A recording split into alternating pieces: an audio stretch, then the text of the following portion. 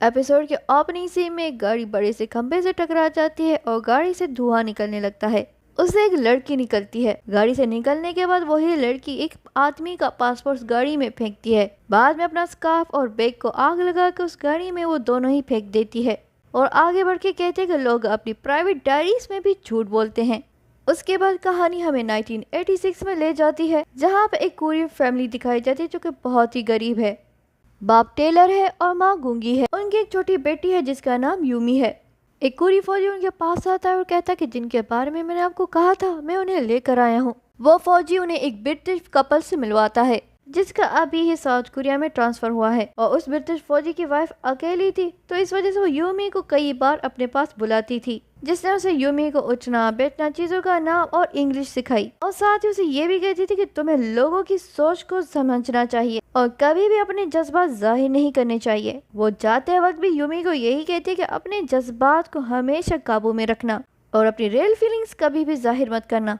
फिर स्टोरी आगे थोड़ी बढ़ती है और यूमी अब बड़ी हो गई है। क्योंकि उसकी फैमिली गरीब थी तो वो उसे बैलेट छोड़ने का कहती है, लेकिन यूमी उन्हें कहती है कि सिर्फ कंपटीशन तक मुझे जाने दो। उसका फादर बाबा से कहता है कि हमारे पास इतने पैसे नहीं है, लेकिन यूमी जिद करके कंपटीशन में जाती है और जीतती है। फिर स्टोरी और आगे बढ़ती है और यूमी अब हाई स्कूल में है, जहाँ पे वो अपने म्यूजिकल टीचर के साथ डेटिंग कर रही थी और पकड़े जाने के बाद टीचर सारा ब्लेम यूमी पर डाल देता है, जिसकी वजह से उसको वहाँ से निकाला जाता है और वो पढ़ाई के लिए दूसरे शहर चली जाती है और वहाँ अपने माँ बाप से झूठ बोलती है कि वो ग्रेजुएट हो गई है। फिर यूमी एक लड़के से मिलती है जिसे वो अपनी पूरी आइडेंटिटी गलत बताती है और ये कहते हैं कि मैं बहुत ही अमीर हूँ, लेकिन वो आदमी उसकी सच्चाई जानने के बाद उसे छोड़ देता है। आगे यूमी को पता चलता है कि उसके बाप को कैंसर था और वो मर चुका है।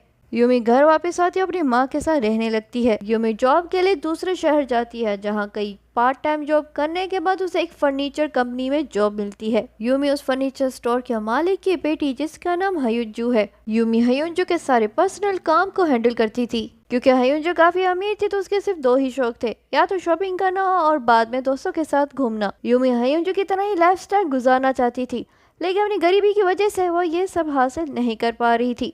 हयुंजू यूमी से अपने लिए फ्लाइट बुक कराने को कहती है। यूमी हयुंजू को बताते है कि पासपोर्ट की एक्सपायरी डेट में सिर्फ 1 महीना रह गया है। हयुंजू उसे डांटते हुए कहती कि मुझे तुम्हें हर चीज के लिए बताना होगा, अपना काम सही से करो। रात को सब जब नौकर जा चुके थे तो यूमी लॉकर से पैसे, डॉक्यूमेंट्स और हयुंजू का पासपोर्ट चोरी करके चली जाती है और यहाँ पे एपिसोड 1 एंड हो जाती है। ये थी आज की वीडियो। आई होप आपको अच्छी लगी होगी। प्लीज मेरे चैनल को लाइक, शेयर और सब्सक्राइब करें। See you in my next video. Till then take care and bye bye.